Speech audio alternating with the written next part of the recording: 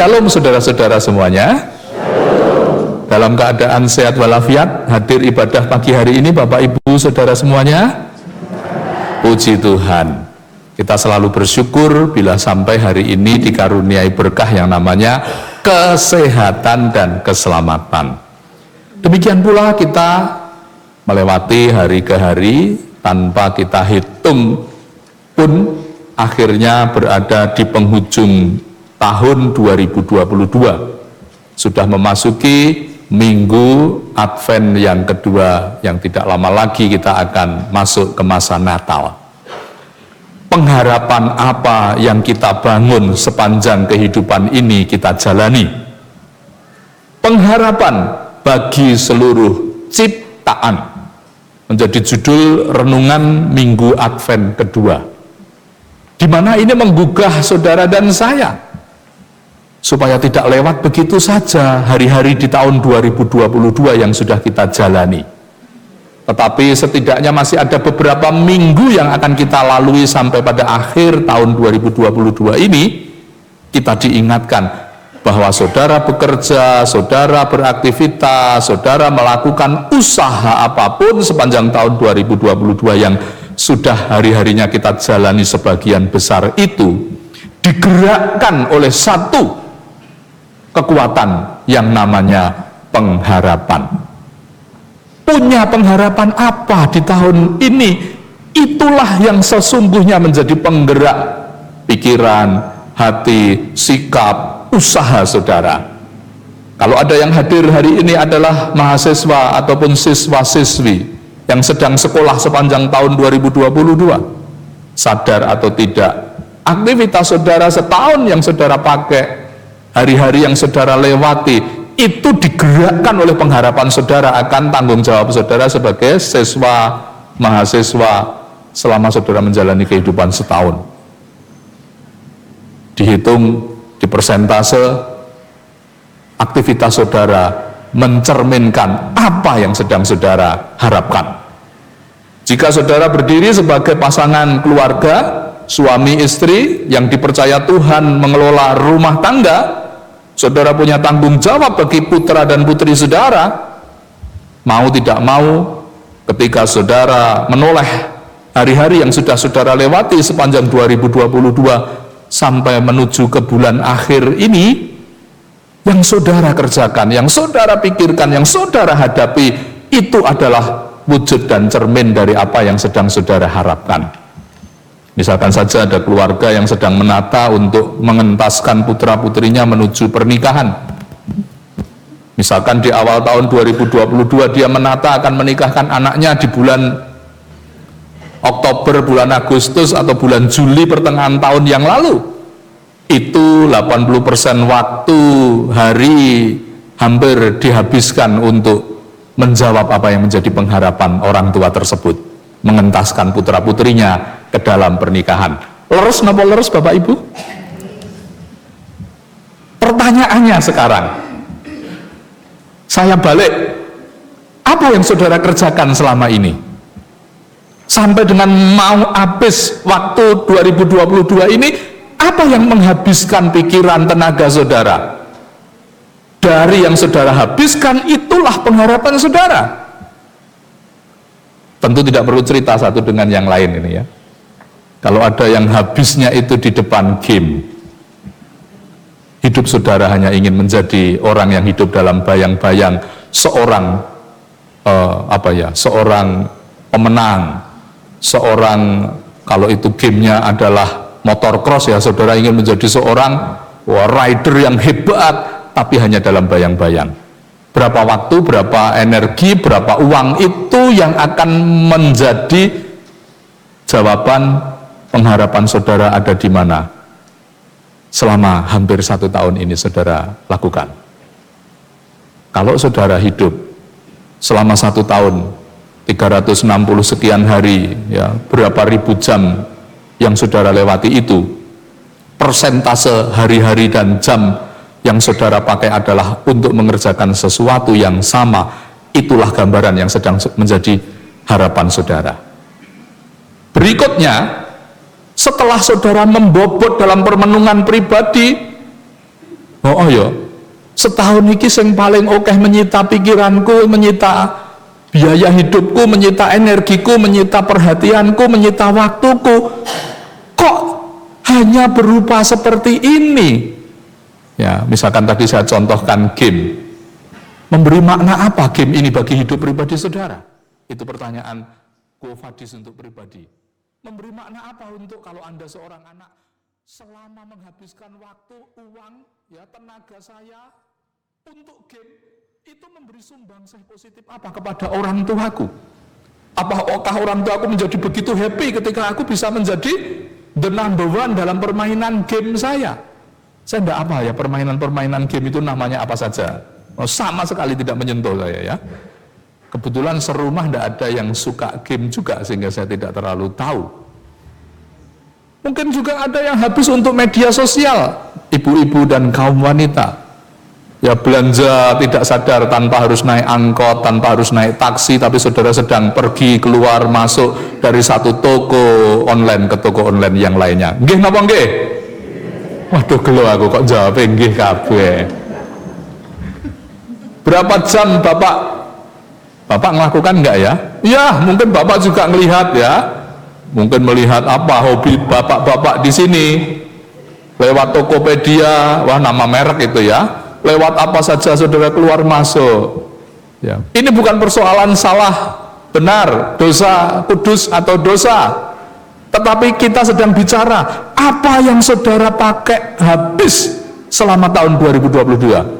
Hal apa yang menghabiskan pikiran, tenaga, anggaran, waktu selama 2022 mau berakhir. Itu menggambarkan isi harapan atau bobot hidup saudara dan saya. Setuju? Dari contoh positif, kalau seorang siswa mahasiswa di depan tadi saya katakan 80-90% dia akan habis untuk kepentingan tugas, ya, praktikum, diskusi kelompok, yang buka internet, yang buka HP, tapi yang dibuka itu web-web untuk dia cari bahan belajar. Ya. Tetapi kita ada di bagian keberapa? Ketiga ini tadi. Bagaimana ketika saya balik yang menghabiskan, Bapak Ibu buat kalkulasi, yang menghabiskan waktu, tenaga, pikiran, konsentrasi Bapak Ibu selama ini, itu kalau dibobot, memberi sumbangsih positif apa kepada hidup pribadi, hidup keluarga, hidup gereja, hidup sesama di sekitar saudara? Sudahkah memberi pengharapan untuk sebanyak mungkin kehidupan saudara dan saya ini? Pengharapan hidup saudara dan saya itu berbobot memberi pengharapan bagi seluruh ciptaan. Jawabnya ada di hati saudara masing-masing.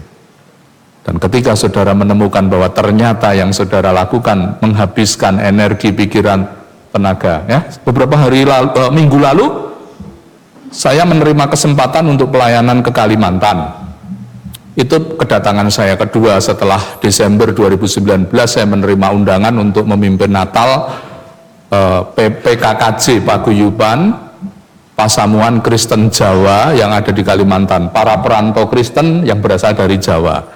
Berbagai gereja, tidak hanya orang-orang GKJ, ada GKJW, ada orang-orang dari gereja Pentakosta, ada Katolik bahkan, tapi orang-orang Jawa yang merantau di sana. Saya mendapat kesempatan khotbah.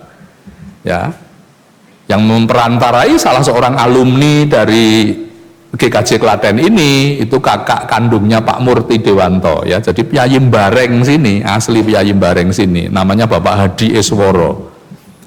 Ya, beliau mengundang untuk saya mengisi Natal di sana hari Jumat sore, lalu hari Sabtu ada persekutuan keluarga, hari Minggu saya khotbah di dua gereja GPIB besar yang ada di Balikpapan, ya, dua GPIB tertua dan besar-besar, ya, jemaatnya ribuan di sana. Itu saya khotbah di dua tempat itu.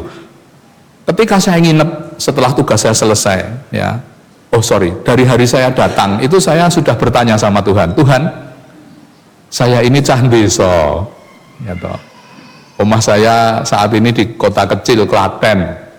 Bahkan suatu ketika ada seminar besar di Jakarta, seorang teman GKI berkata, saya berkenalan, saya melayani di GKI Klaten gitu ya. Itu ada teman dari wilayah lain itu bertanya, Klaten itu di mananya Jogja gitu ya. Itu 2021 Satu kemarin loh ya, ada seminar apa begitu, teman pendeta GKI ini datang, ditanyai oleh peserta yang lain yang sama-sama orang Indonesia loh itu ya. Itu artinya kesadaran bahwa saya ini tinggal di sebuah kota yang sangat kecil, sehingga di antara anak bangsa ini pun ada yang belum tahu persis Klaten itu di mananya Jogja. Ya. Kok ini saya sampai ke Balikpapan? Oh, hadir pelayanan Natalan orang-orang Jawa yang merantau di Balikpapan puluhan tahun. Paling besar karyawan-karyawan Pertamina ada di sana, ya. Yang hadir menurut daftar hadir hari itu ada 475 orang. Ini belum semua Pak, kalau hadir semua bisa lebih dari 600 orang. Saya mikir Pepantan Bareng itu hanya 150 wong. Pepantan Tegalyoso itu 75 orang. Hari ini kita kebaktian ini 200 orang. Itu 475. Rom gereja ini pisan. 2 gereja dewasa ini ya. Bapak-bapak ini sekarang beribadah di mana? Penjenengan di Jawanya dari mana Pak? Oh, saya dari Purworejo. Jemaat mana? GKJ Purworejo. Ya. Panjenengan dari mana? Saya dari Semarang. Gereja mana? GKJTU di Semarang. Panjenengan dari mana? Klaten. Paling oke tak absen. Klaten angkat tangan. Saya terucuk Pak. Saya dulu SMP Kristen Pak. Semua. Terus sekarang bergereja di mana? Tidak perlu saya sebut. Tidak ada satupun mereka yang bergereja di pelihara imannya oleh GKJ. Yang mereka ikut yang ada di sana. Bahkan tidak jarang jadi leader, ketua majelis, ketua bagian keuangan, ketua bagian kepemimpinan. Ini cerita sedikit ya. Ya. Oke, habis mendengar cerita itu hari Sabtu ya, yang lebih santai acaranya, ramah tamah dengan keluarga itu, saya bawa dalam doa, Tuhan, ini saudara-saudara sebangsa setanah air saya ini ya, mereka berada di sini, kecil sekolah minggu, remaja dilatih, jadi pemimpin remaja, oh begitu besar, luar biasa Tuhan pakai mereka menjadi berkat di tempat ini, dan mereka menyampaikan kerinduan, Bapak, nanti kalau menyampaikan, sedikit banyak pakai bahasa Jawa, kami kangen khotbah bahasa Jawa, oh siap, dalam dialog saya selani dengan bahasa Jawa, contoh-contoh dalam bahasa Jawa, mereka merindukan, sampai kidung-kidung ketika berada di ruangan gereja ini, mereka masih di SMP, mereka ingat, setiap hari apa ya, Sabtu atau apa, diirit sama Bapak Ibu Guru, masuk di gedung ini, lalu mereka nyanyi, neng gunung wah neng are, nyanyi bareng itu, ya, pas persekutuan keluarga mereka menyanyikan lagu-lagu Jawa. Malam hari saya bawa dalam doa, tersentuhlah hati saya, oh Tuhan, saya terpanggil ini ikut memeliharakan saudara-saudara perantau yang mereka ikut gereja karena tidak ada pilihan, tapi mereka masih punya kerinduan secara tradisi ingin berjemaat. Itu benih pertama yang terus saya bawa dalam doa. Lalu hari Minggu habis ibadah kami diajak makan siang, habis itu diajak keliling dan saya tanya, ibu kota mau pindah ke Kalimantan Timur itu di daerah mana? Belum ada yang tahu. Waktu itu tahun saya datang itu belum ada yang tahu, hanya disebut di Kalimantan Timur tapi belum tahu kotanya mana. Lalu kami diajak jalan-jalan. Oh, ini ada jembatan yang nanti kalau bisa itu bisa nyebrang ke sana lebih cepat, namanya Penajam Pasir ke sana.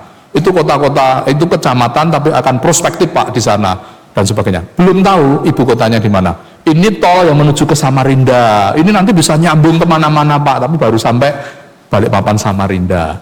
Kalau lewat darat bisa 3-4 jam, lewat tol hanya 2 jam, lebih sedikit sudah bisa sampai Balikpapan Samarinda. Kami hanya diajak melihat itu. Malam harinya saya kembali bawa dalam doa, Tuhan, ada sesuatu ini yang menggetarkan hati saya. Bila Tuhan berkenan, izinkan saya kembali dan merawat saudara-saudara yang sudah sangat haus dan rindu persekutuan, khususnya yang dari basis budaya Jawa. Dah pulang, sampai di rumah telepon, WA beberapa kali dari saudara-saudara PKKJ itu masuk ke saya, Pak, kerso mboten ngerintis peladosan gereja Jawa di Klaten, kami dibimbing, kami mohon dibimbing. Dulu kami pernah bertanya kepada salah satu tokoh sinode tapi menjawab, oh GKJ tidak akan mendirikan di luar pulau. Karena GKJ hanya ada di wilayah Jawa. Nah kalau jujur, GKJ itu hanya ada di Jogja dan Jawa Tengah. Tapi kok ada GKJ di Jakarta sana sampai sekarang punya klasis, artinya sudah lebih dari 5-7 gereja ada di Jakarta. Ya, kok ada di Bandung, padahal Bandung itu kalau jujur pembagian wilayahnya itu miliknya wilayah pelayanannya GKP, Gereja Kristen Pasundan. Tapi kok ada GKJ di Bandung? Saya merenung, saya bertanya, saya tulislah isi hati itu di Facebook saya dan saya mendapat tanggapan berbagai pihak dengan suara positif. Mengapa tidak? Konteks dulu dengan hari ini berbeda. Saya mengungkapkan analisa kecil di Facebook saya 2019 itu, bahwa kalau nanti terjadi perpindahan ibu kota di Kalimantan Timur, belum tahu kotanya mana waktu itu artinya akan ada eksodus orang-orang dari Jawa menuju ke Kalimantan. Katakan 10% dari orang yang eksodus itu adalah orang-orang Kristen Jawa GKJ, berarti di sana butuh pemeliharaan iman. Konteks ini sinode mestinya mewadai. Saya tulis di Facebook saya itu, saya kirim ke Sekum, ya, Pak Pendeta Sundoyo menjadi saksi, ya. Lalu saya sampaikan proposal kecil saya, Pak, kalau kita merintis pelayanan di sana bagaimana? Sampai timetable. Dalam kurun 2 tahun sampai 3 tahun Pak merintis sebuah jemaat itu, saya bikinkan timetable-nya itu, ya. Tahun pertama Januari sampai Februari ngapain, April sampai Maret ngapain, nggak ada tahunnya dulu, tapi bulannya dalam 3 tahun, per bulannya itu saya bikinkan, saya sampaikan ke Pak Sekum. Ya, ini di shooting nanti biar beliau juga melihat memang kejadiannya begitu. Hari Sabtu yang lalu saya juga menerima kedatangan tim perintisan GKJ ke IKN, ya, dari sinode, tim sinode 4 orang datang wawancara dan saling bertukar pendapat di kita. Nanti sampai ke sana, saya urutkan ceritanya, ya. Sudah kami sampaikan, akhir cerita teman-teman dari PKKJ itu dapat kesempatan jagong ke Jogja, ada family yang punya kerja. Lalu mampir ke pastori, Pak gimana Pak? Kerinduan kita, apakah bisa ditolong bertanya resmi ke sinode? Baik, Bapak punya waktu berapa hari di Jawa ini? Tinggal 2 hari lagi, besok pagi gimana saya antar ke sinode? Bersedia, mereka berangkat 4 orang ke sinode, saya dampingi, kita bercakap panjang. Lalu proposal yang saya tuliskan, saya haturkan ke Pak Sekum, filenya saya berikan ke beliau. Habis itu masuk masa pandemi, yaitu Februari 2020, peristiwa itu. Lalu masuk masa pandemi, ya berhenti, cukup lama, tidak tersentuh pemikiran itu. Setelah masa pandemi lewat, 2021 bulan November kemarin saya ditelepon sama Pak Sekum, Pak Sugeng, itu proposal mau kita lanjutkan, kita rapat lewat Zoom, ya. Lalu kumpulkan teman-teman PKKJ, para pengurus intinya. Waduh, sudah meninggal Pak, yang paling getol akan menjadi sponsor itu meninggal. Tapi yang lain-lainnya saya tanya, masih semangat enggak ini? 2 tahun sudah terhenti, tidak tersentuh. Yang lainnya kami tanya, masih semangat? Lalu kita rapat lewat Zoom. Saya dapat undangan khusus sendiri, lalu klasis sinode yang mewakili 1 bidang keesaan, lalu dari pengurus PKKJ. Pas harinya rapat, saya itu bareng dengan kataksasi online. Sehingga dalam benak saya, wah aku harus buka online, udah agenda saya lihat ada pelayanan kataksasi online. Yang rapat Zoom-nya itu ketinggalan, saya tidak ikut. HP saya lihat di telepon berulang kali, sampai jamnya selesai saya tidak ikut rapat Zoom-nya itu. Tapi besok paginya terus dialog lewat telepon. Singkat cerita, dibentuk 4 orang tim, ya. Walaupun nama saya tidak masuk karena saya bukan bidang apa-apa di situ, ya, tidak apa-apa, itu sudah bagian dari pekerjaan sinode.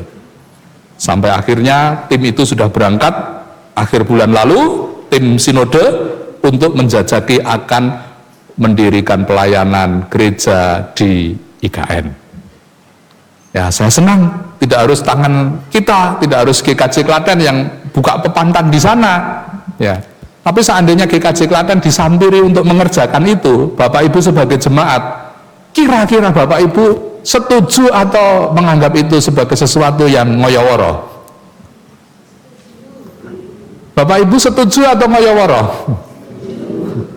Buka pepantang di Kalimantan loh ya. Setuju atau ngoyoworo? Ya jawaban Bapak Ibu, contoh bagaimana membuat sebuah pengharapan. Pengharapan itu tempatnya jauh, bisa jadi jauh di luar kekuatan kita, tapi menggelisahkan kita untuk tidak menyentuhnya. Kalau kita tidak menyentuh, tidak memikirkan, tidak bersentuhan dengan apa yang menjadi pengharapan itu, kita menjadi risau. Itu pengharapan, sehingga akan mempengaruhi pikiran, sehingga mempengaruhi gerak dan sebagainya.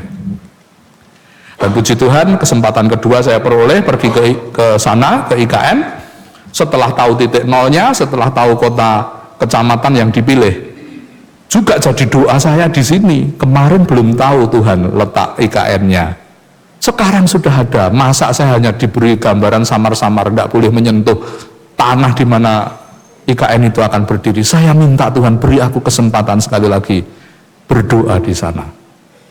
Berbulan-bulan, bahkan tahun ya, kami mendoakan itu dari 2020, begitu habis rapat Zoom dengan sinode terputus, titik nolnya udah diketahui, Penajam Pasir, Kalimantan Timur, Balikpapan, kabupatennya, ya.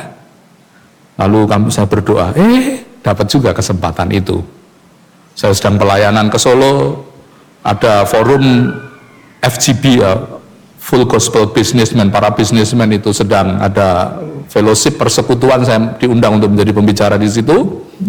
Ya, ngobrol-ngobrol cerita, ya, bapak-bapak kita akan pindah ibu kota loh ya. Apa andil kita sebagai orang Kristen yang ada di Jawa ini? Doa iya, doa dari jauh itu biasa dilakukan. Pernah tidak berpikir kita berdoa mengawal proses pembangunan IKN di sana? Itu banyak sekali tantangan, itu banyak sekali kesulitannya dan sebagainya. Wah, tidak mudah loh Pak masuk ke sana, masih daerah isolasi. Tidak semua orang boleh masuk. Iya, tapi kalau kita terpanggil, Tuhan yang akan buat jalan bisa sampai ke sana. Udah selesai persekutuan. Hari berikutnya saya ditelepon, Bapak betul tergerak pengen berdoa ke sana? Iya, saya sangat tergerak mau berdoa ke sana. Pak, kami sepakat, kita tetapkan hari, kita berangkat ke sana. Berdoa, bikin tim misi doa untuk pembangunan IKN. Bapak mengkoordinir. Siap. Saya mengkoordinasi dengan beberapa orang, lalu kita berangkat ke sana. Dan tidak ada hal yang menyulitkan kita. Semua dimudahkan karena Tuhan mendengar apa yang menjadi tujuan murni kita, berdoa untuk memberkati jalannya pembangunan di IKN. Ada saja channel yang dibukakan, dari gimana kita bisa masuk, ketemu channel, sampai kami berada di sana berdoa, ya, berlutut di hadapan Tuhan, memberkati titik-titik vital, bendungan, jalan akses utama, letak nanti istana negara, letak nanti perkantoran, kita dihantar dan boleh berdoa di situ. Ya, masih gungliwang-liwung ya, jalannya masih makadam itu ya. Kita bisa berdoa di situ. Lalu saya bertanya kepada salah satu petugas yang masih muda, para lulusan fresh graduate itu ya, anak-anak muda, pegawai PUPR, Bang, ini boleh berdoa, boleh kunjung di titik nol ini sepanjang hari? Oh enggak, ini sudah ditutup lama. Kok kami boleh masuk? Ya karena Bapak sudah izin lewat menyebut satu nama. Terus itu orang-orang itu kalau datang ke sini, ya mereka hanya 10 menit untuk selfie-selfie saja di titik nol. Kami 2 jam di situ, tidak diusir. Ya. Lalu kami tanya, pernah ada enggak kelompok lain semacam kami ini berdoa di titik nol seperti ini, pernah ada yang datang atau belum? Dia tanya kepada petugas yang lain, memastikan ya. Ada enggak yang pernah kelompok seperti ini datang? Mereka 6 orang yang ada di situ berkata, belum pernah ada. Kelompok Bapak ini orang pertama yang berdoa di sini. Waduh, saya bersyukur diizinkan mengambil bagian itu. Lalu teman-teman dari PKKJ yang mengikuti ketika istirahat, ikut rombongan kami, ikut mendampingi doa di situ, dia pun berkata, memberikan sambutan ketika kami akan berpisah, Bapak-bapak dari Jawa, kami sangat tersentuh. Kami gereja-gereja di Balikpapan saja, baik jemaat awam, para majelis sampai para pendeta, tidak segrengseng, dia bilang gitu karena dia orang Jawa ya, orang Menoreh, situ daerah perbukitan Menoreh, itu ketuanya PKKJ. Itu kami tidak pernah segrengseng ini, apalagi sampai datang berbondong-bondong gereja-gereja Balikpapan itu doa di titik nol. Menjadikan percakapan harian pun kami tidak segrengseng bapak-bapak dari Jawa. Ditambah lagi ada pendeta yang dari Sepaku bercerita, bapak-bapak kami sangat diberkati dengan kedatangan bapak-bapak. Kami itu sedang panik. Ini anak-anak muda di lingkungan kami ini mau jadi ibu kota, sementara mereka mentalitasnya seperti ini. Kami membutuhkan pendampingan lebih lanjut. Anak SMP, anak SD, anak SMA, SMK yang ada di sana. Mereka akan jadi ibu kota, didatangi banyak orang dengan kemajuan yang tiba-tiba. Tapi mereka mengatakan mereka masih sangat rentan dari sisi kesiapan batin mereka. Kami melayani di SMP itu, berdoa dengan anak-anak SMP, memberkati guru, memberkati institusi. Dan kami diminta, datang kembali Pak, beri kami pembimbingan lagi, supaya generasi ini siap, tidak shock ketika nanti wilayahnya menjadi ibu kota. Ya semoga dalam waktu dekat ada kesempatan lagi untuk kunjungan yang berbeda. Kalau kemarin misi kami berdoa di titik nol, misi berikutnya kami sudah membuat konsep dengan kelompok yang lain. Kami akan lebih banyak nanti pembekalan dan pembinaan. Bisa jadi 3 bulan 1 kali kami akan datang ke sana. Mungkin mengadakan ceramah, mungkin mengadakan lokakarya untuk generasi muda yang ada di sana. Ya, mohon izinnya Bapak Ibu, ini bukan persoalan apa-apa untuk keuntungan diri pribadi, tapi ini keterpanggilan. Tuhan ingin kita punya pengharapan, bukan yang kecil-kecil, tapi kita ingin membangun pengharapan yang bisa menjadi berkat bagi seluruh ciptaan. Injil Yohanes memberikan satu gambaran bagaimana membangun pengharapan itu harus disertai dengan pengharapan yang dijiwai semangat pertobatan. Artinya pengharapan yang tidak ternoda, pengharapan yang tidak bernilai negatif. Kalau pengharapan kita itu ada bobot negatifnya, hanya untuk kepuasan diri, hanya untuk mencapai hal-hal yang duniawi, kita membangun pengharapan, yang kita kerjakan nanti sebobot dengan pengharapan kita. Kita hanya akan berpikir untuk hal-hal duniawi, kita hanya akan berjuang dengan cara duniawi. Maka pengharapan itu harus disertai dengan pengharapan yang lahir dari sebuah 1, 2, 3 katakan pertobatan. Apa itu pengharapan yang dilahirkan dari pertobatan? Injil Matius 3 tadi mengatakan demikian. Injil Matius 3 ayat akan saya ulangi untuk menutup bagian ini. Ayat yang kedua berkata, bertobatlah sebab kerajaan surga sudah dekat. Kula panjenengan, saya dan saudara mengisi hari-hari dalam kehidupan ini. Pengharapan saudara harus lahir dari sikap pertobatan. Tidak lagi berpengharapan hanya sekedar kedudukan, hanya popularitas, hanya kekayaan, tapi lahir dari sikap hati yang penuh pertobatan. Saya berpengharapan tahun yang akan datang menjadi orang yang setia beribadah. Bangun pengharapan setahun, pengharapan yang lahir dari pertobatan. Wah, aku urusannya mung surga no Pak. Gimana kalau urusannya dengan dunia ini kita jadikan pengharapan? Boleh. Saya ingin menjadi keluarga Kristen yang berdaya secara ekonomi, tapi diikuti pertobatan. Cara meningkatkan ekonominya itu dengan semangat perbuatan, pikiran, perkataan yang disertai pertobatan. Meningkatkan ekonomi disertai doa, amin. Meningkatkan ekonomi disertai kerja lebih tekun, lebih giat, lebih rajin dari tahun sebelumnya, amin. Meningkatkan ekonomi disertai kejujuran dalam mengatur keuangan saudara, amin. Itu artinya pengharapan yang lahir dari pengharapan yang lahir dari 1, 2, 3 ayat berikutnya, ayat yang ke-8. Jadi hasilkanlah buah yang sesuai dengan pertobatan.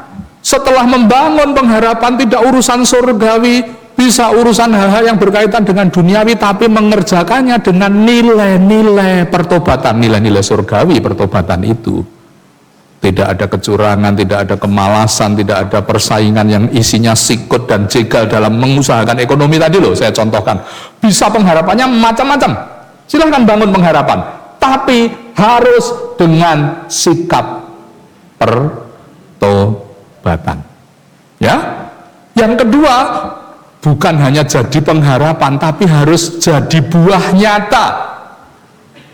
Untuk bisa, contoh tadi membangun ekonomi, contoh yang lain, saya ingin tahun depan punya harapan pelayanan ke luar pulau, menjangkau orang-orang Jawa yang merantau ke sana. Tidak hanya cukup jadi keinginan, tapi harus diiringi dengan buah yang nyata.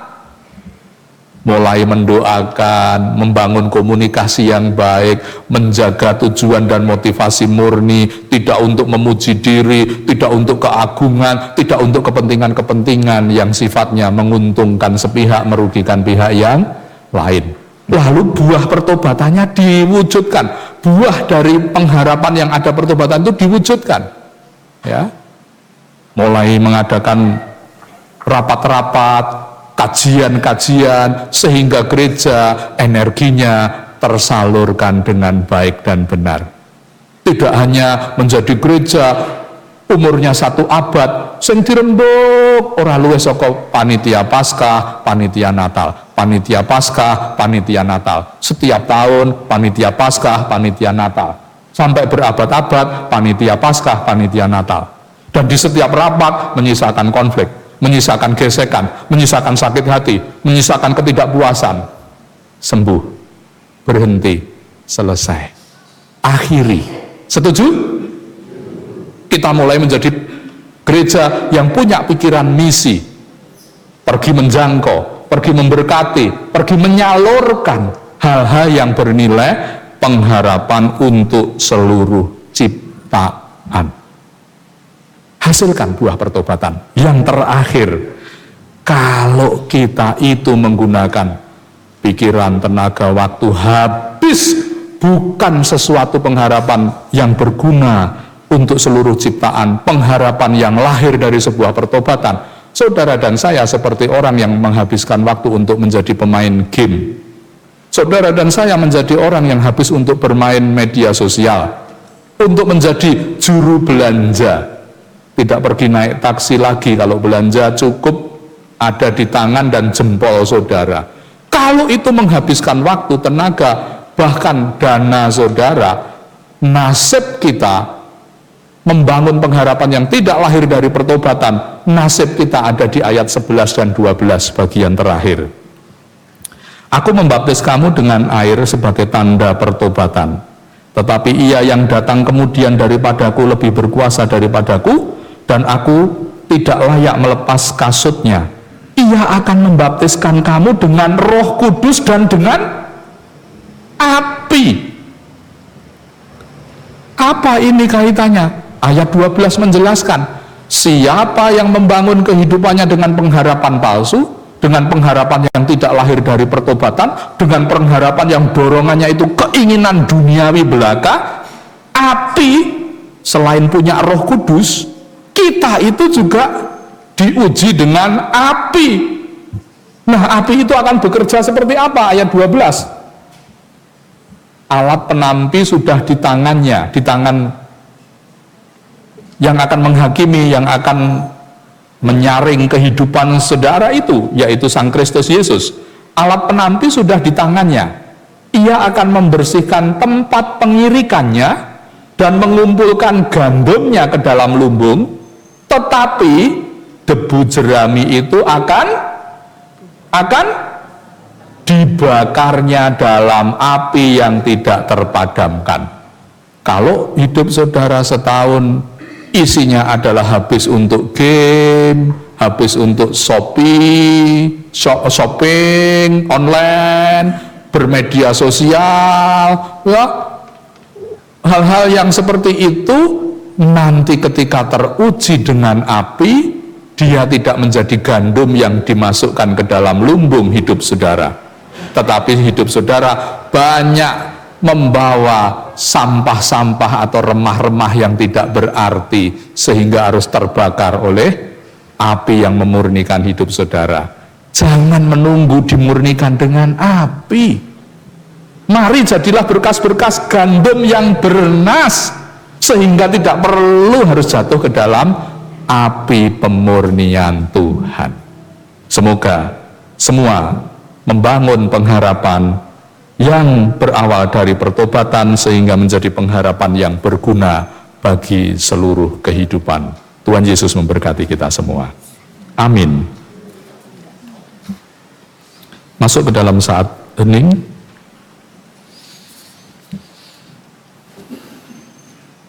Kita lanjutkan berdoa. Puji dan syukur kami naikkan kepada Tuhan. Pagi ini Tuhan mengajari kami punya pengharapan besar. Dicontohkan bagaimana gereja tidak hanya mengerjakan hal yang sama, punya lembar-lembar sejarah baru, tidak hanya mengulangi peristiwa sejarah, tetapi bisa menjadi pencipta sejarah. Melayani yang belum terlayani, menjangkau yang belum pernah dijangkau, menyalurkan berkat ke tempat yang belum pernah teraliri.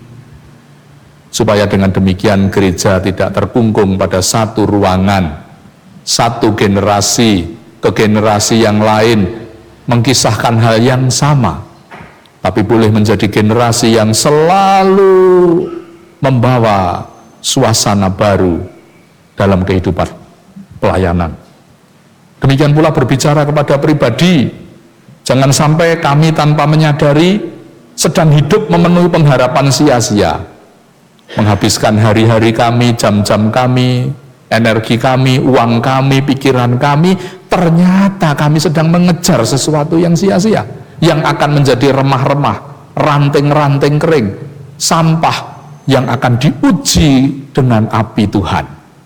Tapi biarlah kami mengisi hari-hari kami dengan pengharapan yang lahir dari pertobatan, hingga hidup kami seperti gandum yang bernas, yang tidak perlu dengan api, tapi akan dipetik, dipanen, dan disimpan di lumbung Tuhan untuk sesuatu yang berguna bagi kehidupan. Kami terima firman-Mu ini di dalam nama Tuhan Yesus. Amin.